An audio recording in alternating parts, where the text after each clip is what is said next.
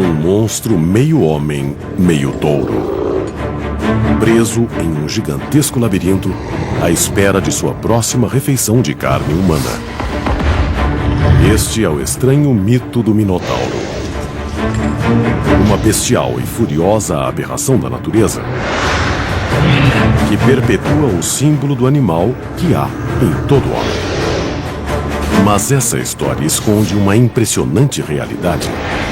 Sacrifícios humanos reais, bestialidade, guerra e as ruínas de um labirinto de verdade. Esta é a história real por trás do mito do Minotauro. Confronto dos deuses.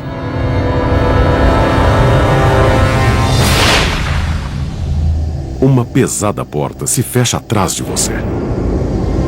À frente, um imenso labirinto de corredores escuros. Há um pesado cheiro de morte no ar. Você está preso no labirinto do Minotauro. E não há como sair.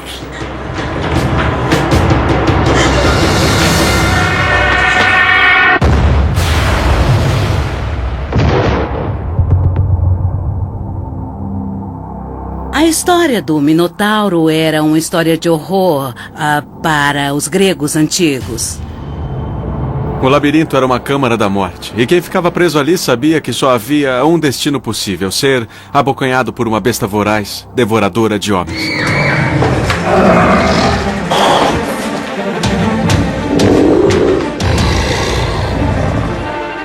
Esse meio homem, meio animal, esse ser arrancava pedaços e consumia a carne das pessoas.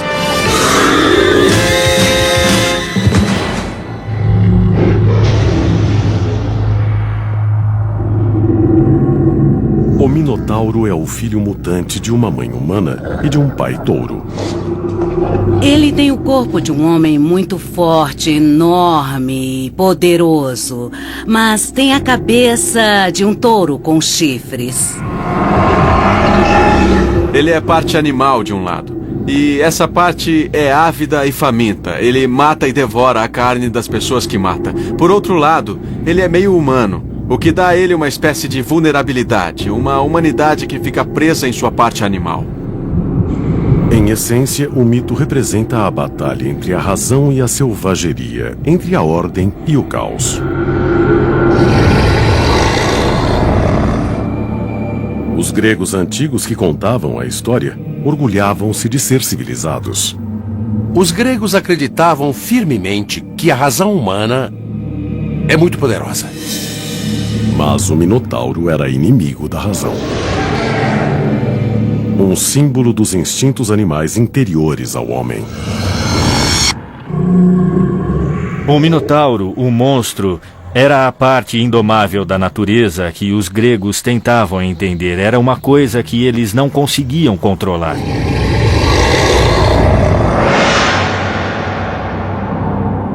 Segundo o mito, é aqui que o Minotauro vive, na ilha de Creta. Na época em que a história se passa, Creta domina o mundo grego como o Minotauro domina o labirinto.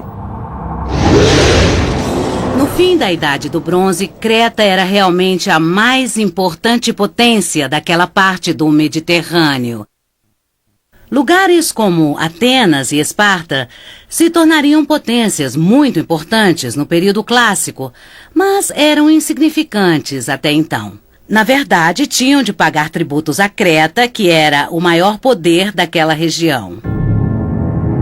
No mito, o Minotauro foi criado para punir o rei de Creta, Minos, que tentou ludibriar um dos deuses. Todos os anos era costume o rei sacrificar seu melhor touro em oferenda ao deus do mar, Poseidon. Mas um ano seu rebanho produziu um touro tão bonito, tão perfeito, que Minos não pôde se separar dele e sacrificou um touro inferior em seu lugar. Mas Poseidon viu tudo. Sempre que alguém quer superar um deus na mitologia grega, perde. Quando Poseidon viu isso, disse: muito bem. Gosta tanto assim do touro? Pois vou fazer sua mulher gostar do touro.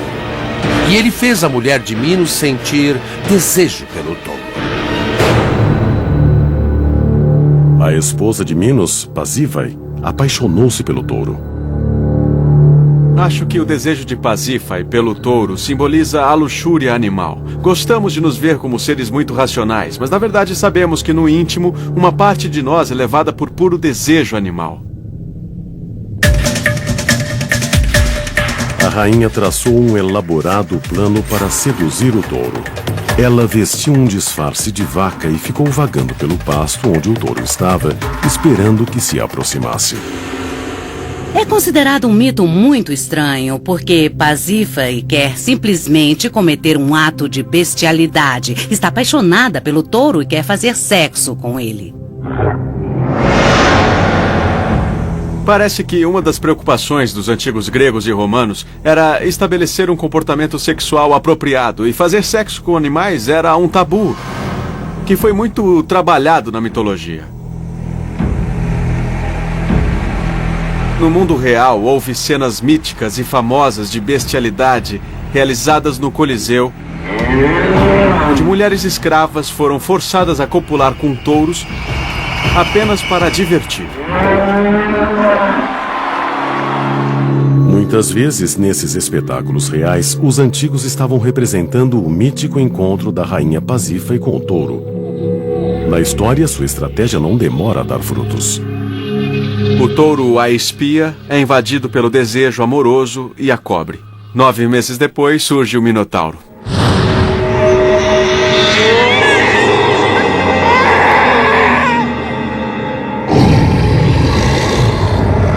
O nascimento de monstros é frequentemente associado à perversidade ou algum delito, e há aqui as duas coisas.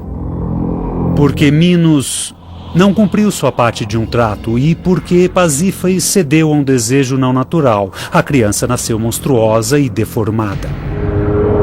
Um menino meio humano, meio touro, destinado a se tornar um horror.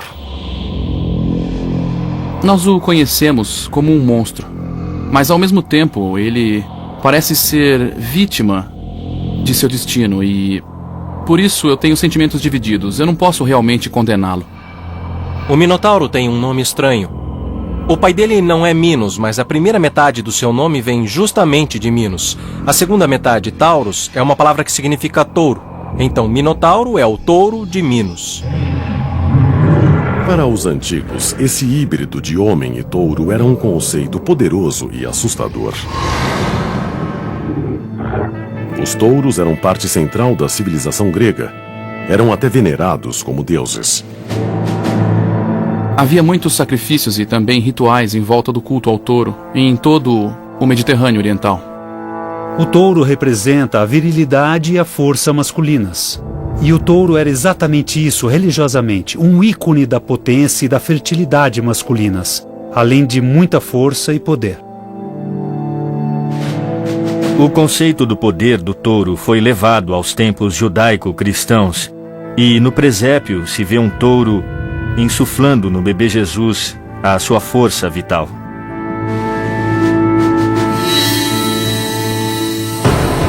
Segundo o mito, o tirânico rei Minos ficou furioso quando o Minotauro nasceu e decidiu usá-lo como arma contra quem quer que ousasse desafiar seu poder. E ele concebe o plano de construir uma terrível prisão, de que seu bestial enteado seria o guardião. Para construí-la, Minos procura um de seus súditos, um genial engenheiro, Dédalo. Dédalo é o construtor mais famoso da antiguidade. É como Thomas Edison e Frank Lloyd Wright juntos. Ele sabe construir lindos monumentos e também pode construir máquinas voadoras, maravilhas da antiga tecnologia. Dédalo projeta sua prisão sem celas nem grades, só um enorme e intrincado labirinto. Era tão grande, tão impossível de percorrer que até mesmo Dédalo mal podia sair dele com vida. Em seu coração ficaria o Minotauro. esperando por sua presa. Era uma série de passagens e escadas. O labirinto fazia um efeito muito estranho e místico que confundia tanto que quem o percorria realmente não sabia onde podia estar. Escuro, desnorteante, mortal. O mítico labirinto era aterrador. Mas será ele mais do que um mito?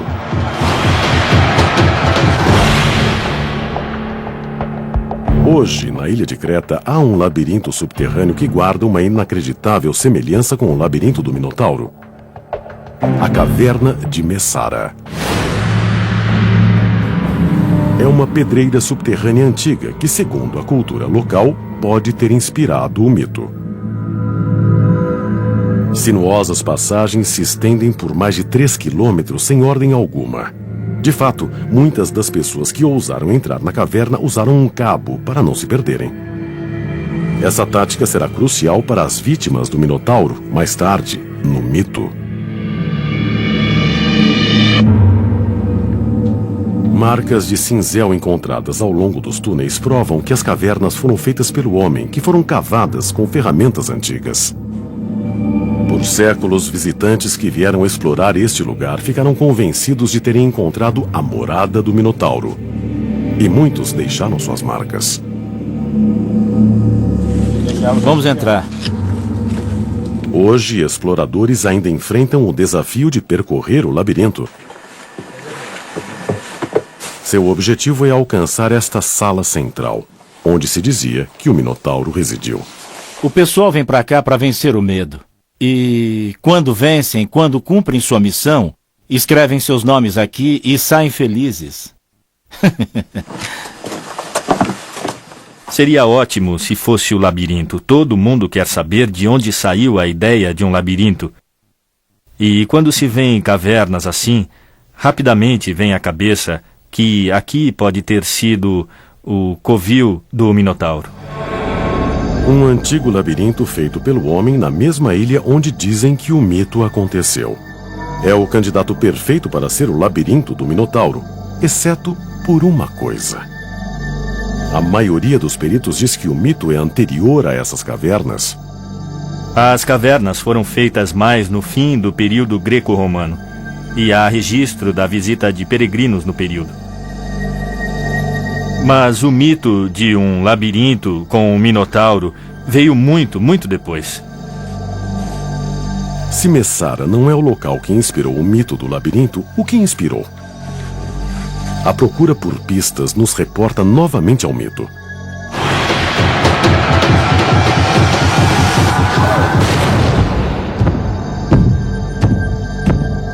Quando terminou seu labirinto, o rei Minos se preocupou em buscar as primeiras vítimas para a refeição do Minotauro.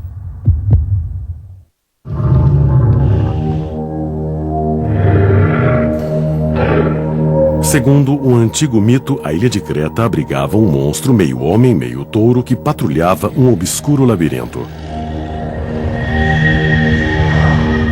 E o labirinto em si era tão confuso que seu próprio construtor mal podia achar o caminho da saída. No centro, o Minotauro espera suas primeiras vítimas, faminto de carne humana. Creta. Atenas. Enquanto isso, 300 quilômetros a norte, em uma pequena cidade-estado chamada Atenas, atletas de todo o Mediterrâneo se reúnem para competir em uma série de desafios esportivos, um evento precursor dos Jogos Olímpicos. Entre os competidores está o príncipe Androgeu, filho de Minos, rei de Creta e meio-irmão do Minotauro. O filho de Minos, Androgeu, ganhou todas as competições: corrida, lançamento, canto. Ele foi um astro. Isso irritou tanto um grupo de jovens atenienses que bêbados provocaram uma briga e mataram Androgeu.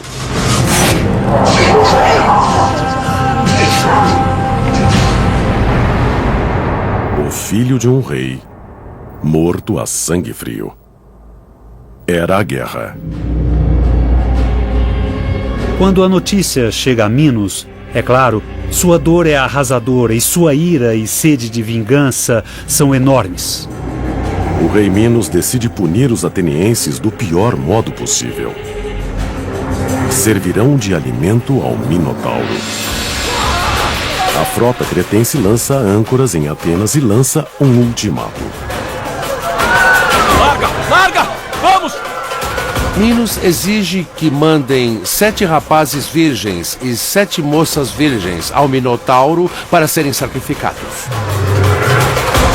Pessoas virgens eram muito valorizadas no mundo antigo porque se acreditava que sua pureza as aproximava dos deuses. Larga! Larga! Vamos! Larga! Os jovens seriam colocados em um navio que os levaria em condições degradantes até Creta. E eles iriam aos prantos e em desespero até o labirinto, onde seriam devorados pelo monstro. Assim diz o mito. Mas qual a ligação com a realidade?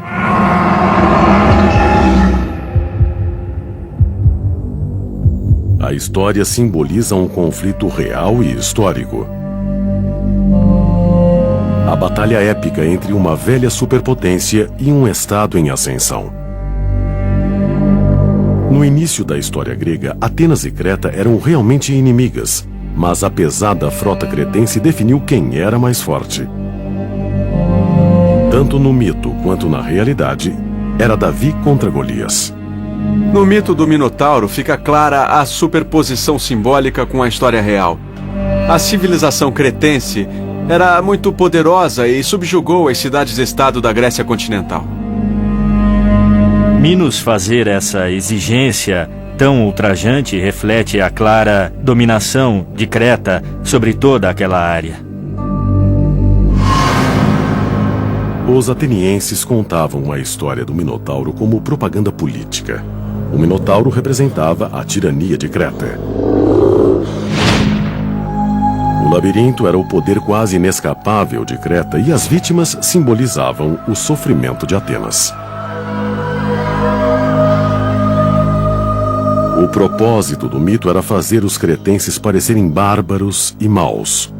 E funcionou. Para os gregos, que enfeitaram essa história durante séculos, era uma prova muito importante de que eles e seus deuses e seu pensamento racional eram superiores aos cretenses e seus touros e seus monstros.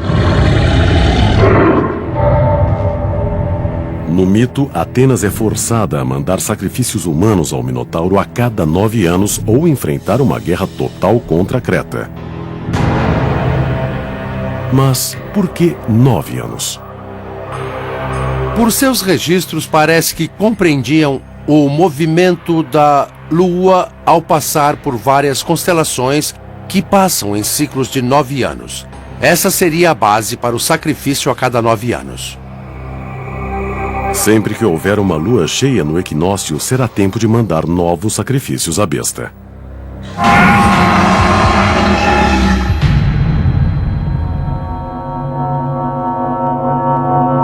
Enquanto as primeiras vítimas são lançadas no labirinto, um evento decisivo acontece do outro lado do mar. Em um pequeno reino a 80 quilômetros de Atenas, nasce um menino. Seu nome é Teseu. E ele é um dos primeiros grandes heróis da mitologia grega. Um herói destinado a enfrentar o Minotauro. O nascimento de Teseu é de primordial importância para a identidade ateniense. Teseu pertence a uma velha ordem de heróis, caracterizada por uma tremenda força, uma tremenda coragem e grande capacidade intelectual. Teseu é filho de uma bela princesa grega e não de um, mas de 2 pais poderosos. Na noite em que foi concebido, sua mãe teve relações com Egeu, rei de Atenas, e com Poseidon, deus do mar. O que costuma acontecer é que a mãe dormia tanto com o pai humano quanto com o pai divino, de modo que a mulher era fertilizada por 2 pessoas ao mesmo tempo. Ter dupla paternidade permite que Teseu herde o trono de Egeu e também tenha acesso aos favores especiais de Poseidon. Esse cenário de dois pais era muito comum em mitos da antiguidade. E é algo que muitos governantes reais advogaram para si mesmos. Talvez o mais conhecido deles seja Alexandre o Grande, que celebrou a si mesmo como sendo parcialmente divino. Tempos depois, no período romano, os imperadores, a começar por Augusto, disseram que descendiam dos deuses. Davam autoridade extra a dizer que eram filhos de deuses. Segundo o mito, quando Teseu nasceu, o rei Egeu colocou suas sandálias e sua espada sob uma pesada rocha e disse à mãe de Teseu que quando o menino fosse forte o suficiente para levantar a rocha, poderia reclamar seu título de príncipe de Atenas.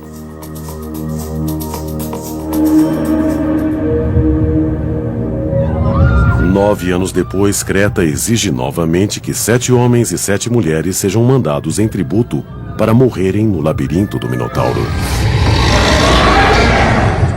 O rei precisa de um herói.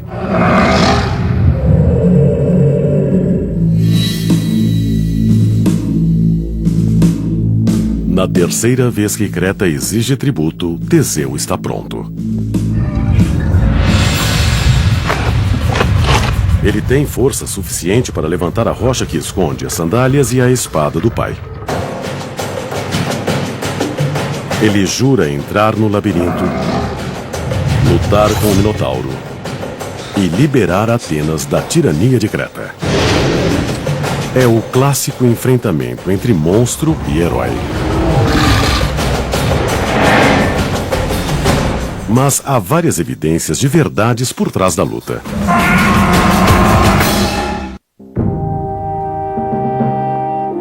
A cidade de Atenas está de luto. Chegou novamente a hora de mandar sacrifícios humanos para o Minotauro. As vítimas inocentes exigidas por Minos, o rei de Creta. Os escolhidos morrerão na certa. Mas há alguém que quer desafiar o destino. O príncipe de Atenas, Teseu. Ele está ansioso para provar sua bravura e libertar seu reino.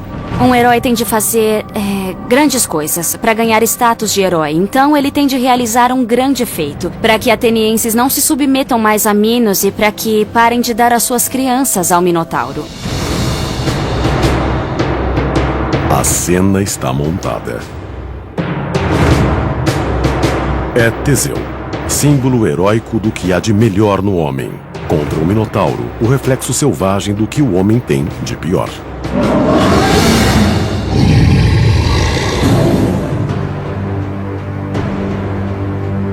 Antes de Teseu partir para Creta, o pai deu a ele uma ordem importante.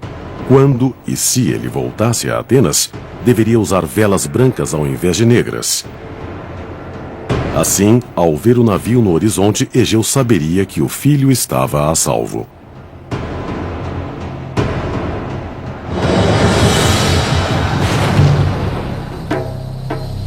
Segundo o mito, Teseu se dirigirá para cá, Knossos, a capital do rei Minos e dos cretenses.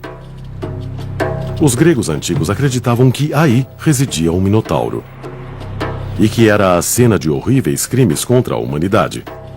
Hoje, suas ruínas ainda contêm pistas da realidade por trás do mito. No auge do poder de Creta, entre 1700 e 1450 a.C., esta cidade abrigava 100.000 pessoas. Em seu centro havia um palácio de construção muito complexa. Na verdade, muitos acham que foi ele que inspirou originalmente o labirinto. Realmente deve ter sido muito difícil alguém se situar no enorme palácio que tinha algo como 1.000 aposentos e 5 andares em certos lugares. Havia muitos corredores e não havia vestíbulos. Os corredores iam de uma saleta a outra saleta, e não havia um caminho direto para lugar nenhum. Quando os gregos viram o palácio pela primeira vez, não viram sentido nele, daí veio a ideia de labirinto. Imaginaram uma série de corredores, de calabouços ou masmorras escuras. E isso violava o sentido grego de simetria, e gregos gostam de simetria. Escavações modernas dentro do palácio só reforçaram sua conexão com o mito do Minotauro. Por todo lugar há sinais de veneração ao touro. Um afresco achado no palácio representa um jovem lutando com um touro. A cena parece saída diretamente do mito. As pinturas do Palácio de Knossos mostram um jovem nu dando um salto mortal sobre um touro com grandes chifres que parece estar furioso e tenta pegá-lo.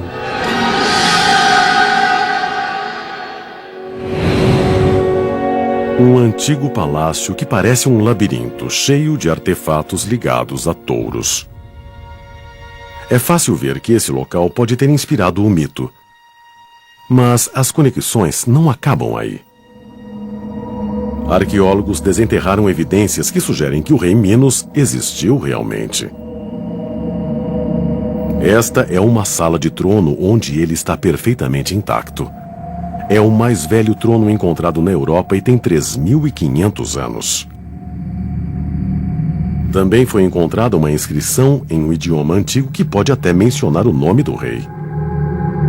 Nos arquivos do Templo de Creta, havia blocos de pedra que tinham certas inscrições de palavras que parecem ser o nome do rei Minos. Há uma palavra Min-u-te e outra palavra Min-nu-ro-ja, que podem significar Minos, o rei. Rodja é um título real. As pistas sugerem que o rei Minos viveu realmente. Mas a conexão mais intrigante com o mito do Minotauro aparece em outro bloco achado no local. É a representação de uma oferenda à chamada Senhora do Labirinto.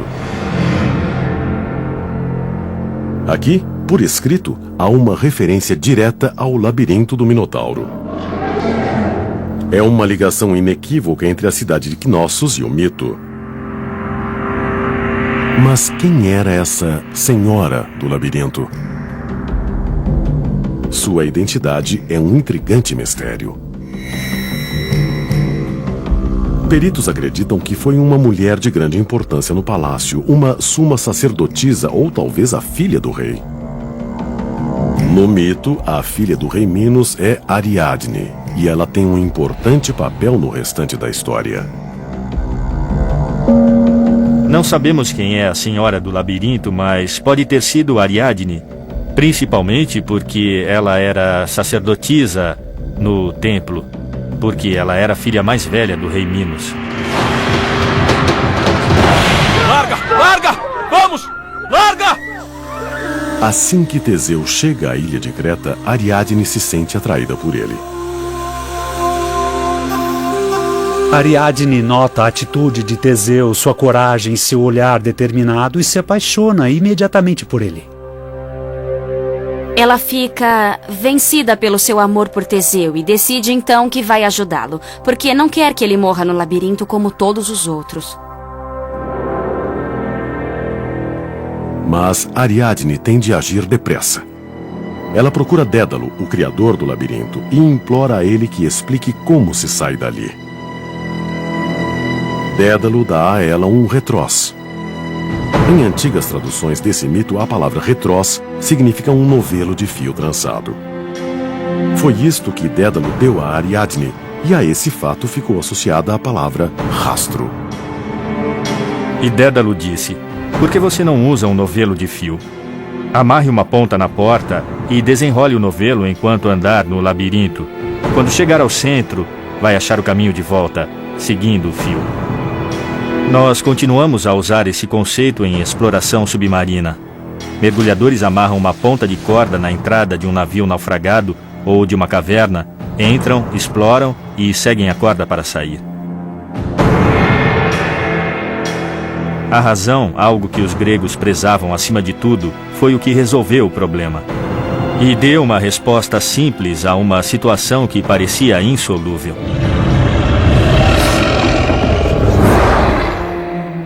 Secretamente, Ariadne visita Teseu em sua cela provisória e lhe oferece sua solução, mas com uma condição. Se sobreviver, ele deverá se casar com ela. Quando Teseu encontra Ariadne, ele está encrencado. Ele vai ter de entrar no labirinto para ser devorado vivo por um minotauro. E quando Ariadne se prontifica a ajudá-lo, ele não tem muita escolha. Ou aceita, ou se arrisca. E ele não quer se arriscar.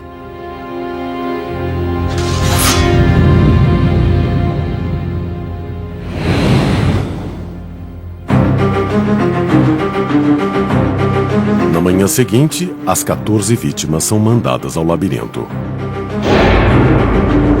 Como animais para o abate.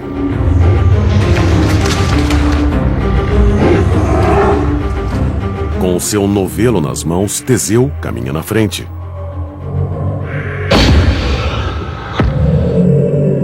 Teseu amarra o fio trançado na porta e começa a caminhar passo a passo no túnel escuro e úmido. Teseu foi oferecido em sacrifício humano. É um conceito difícil de avaliar hoje em dia, mas há evidências que sugerem que os antigos cretenses não só sacrificaram seres humanos, mas também os comiam.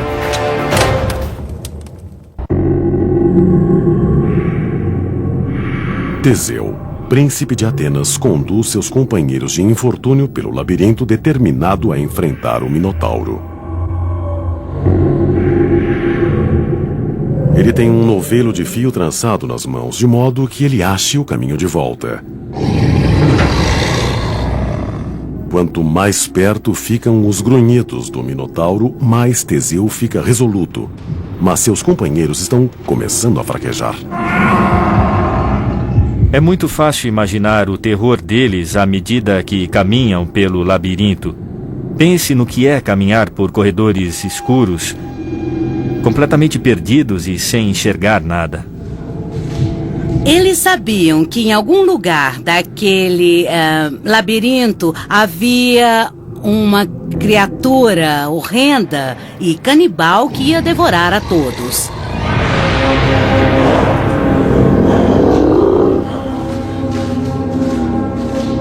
Só não sabiam quando iriam dar de cara com o monstro.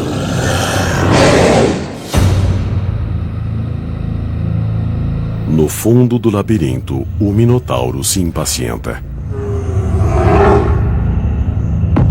Ouve os gritos apavorados das vítimas caminhando para ele. E está pronto para sua próxima refeição.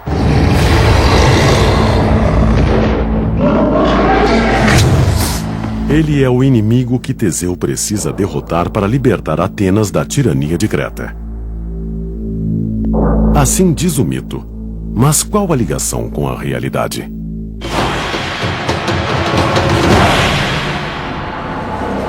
A tensão entre Creta e Atenas durante a Idade do Bronze é muito bem documentada. Mas os cretenses eram assim, tão selvagens como sugere o mito? No Palácio de Cnossos, escavações revelaram uma evidência que sugere que há alguma verdade no mito. Inscrições encontradas ali foram interpretadas por alguns como se referindo a oferendas feitas aos deuses. Oferendas humanas? Existem registros de uma criada sendo oferecida e também de 10 rapazes sendo oferecidos. Pessoas reais mortas em sacrifícios rituais, exatamente como as vítimas do Minotauro no mito. A sugestão é de que houve mesmo sacrifícios humanos praticados em Creta. Mas a evidência vai além de inscrições. Há também ossos com marcas claras de assassinato a sangue frio. Em 1979, mais de 300 ossos foram desenterrados em Cnossos. Incrivelmente, todos pertenciam a crianças.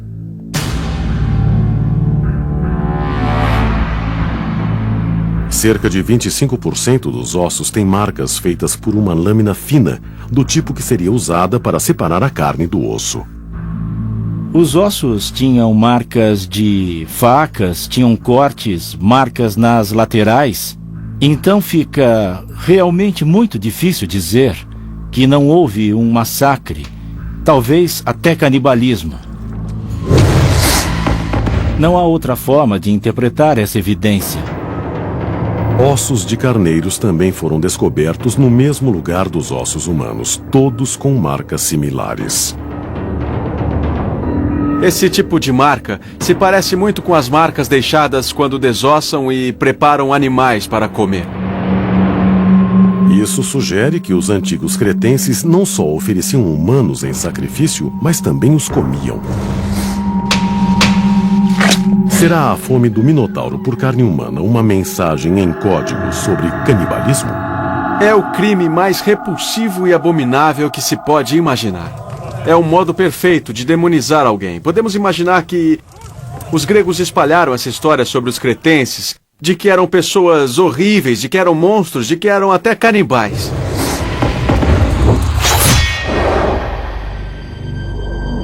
O mito continua. Os corredores do labirinto estão imersos na escuridão. É impossível para Teseu enxergar o caminho. Mas os grunhidos do Minotauro estão cada vez mais altos. É isso que o orienta. Seu novelo de fio já está pequeno agora. Tem 1/4 do tamanho que tinha quando entrou no labirinto. O monstro está próximo. Ele sente o fedor do sangue nas paredes, ele vê os ossos das vítimas anteriores. Em um canto, ele vê alguém dormindo. Até a respiração do Minotauro o enche de pavor. Mas essa é a diferença entre heróis e pessoas comuns. O herói sente medo, mas o domina e persegue o grande feito. Teseu ataca, pegando a besta semi-adormecida. Teseu se aproxima. Surpreso, o Minotauro salta e ataca. É uma luta entre o machado e a espada. O futuro da Grécia e de Creta está em jogo.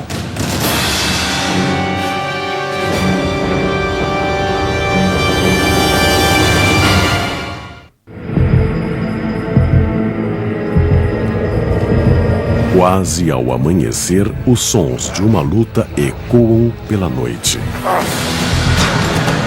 Dentro do labirinto, Teseu encurrala o Minotauro. Depois ele bate e ataca.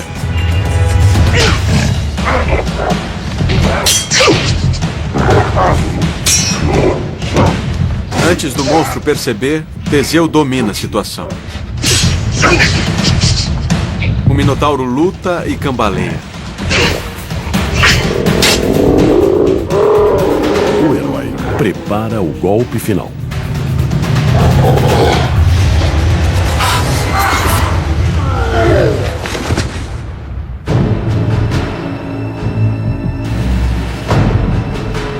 O Minotauro, a terrível criatura de alma torturada e cativa, está morto. Teseu, filho de Poseidon e príncipe de Atenas, destruiu a maldição do rei Minos. O coração dele está a toda, a adrenalina corre. Ele está coberto de sujeira e também do sangue do monstro e das outras vítimas mortas e devoradas por ele. As forças da razão personificadas por Teseu superaram as forças da irracionalidade personificadas pelo Minotauro. Mas não há tempo para celebrar a vitória. Já vai amanhecer. Teseu tem de se apressar se quiser escapar à fúria do rei Minos. Ele matou o Minotauro, mas a história não acabou, porque é claro que Minos vai ficar furioso. Ele tem de voltar logo, sair do labirinto e voltar para o seu navio.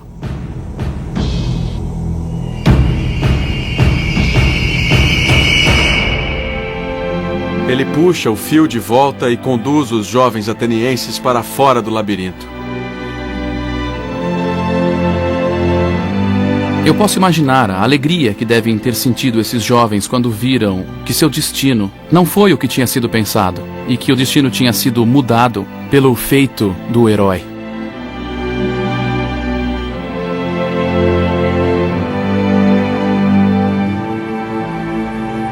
Ariadne, princesa de Creta, passou a noite toda à espera de algum sinal de que Teseu estivesse vivo.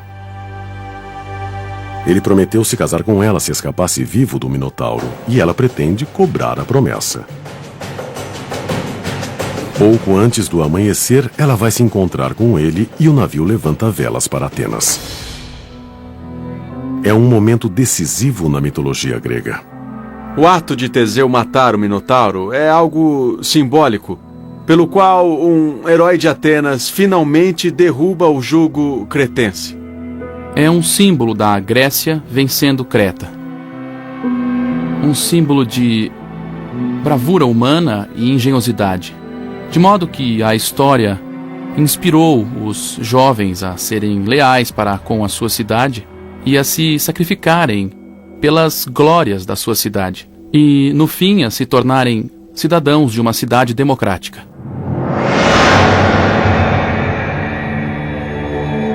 Teseu deixa Creta como herói, mas sua viagem para casa vai terminar em tragédia. Quando saiu para combater o Minotauro, Teseu prometeu a seu pai, o rei Egeu, que içaria as velas brancas quando voltasse para casa para assinalar sua vitória.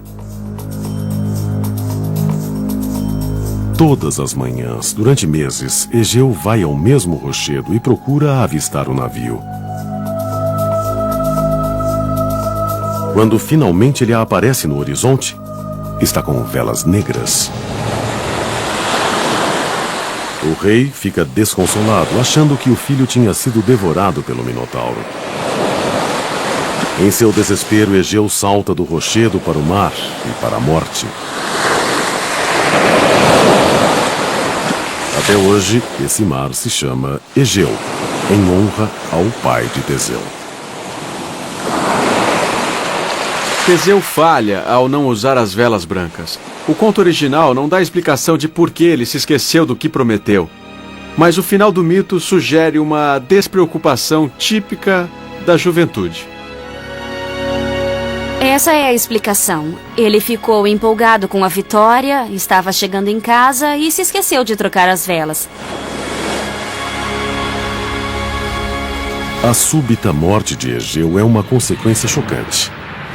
Teseu chega não apenas como liberador de Atenas, mas como seu novo rei.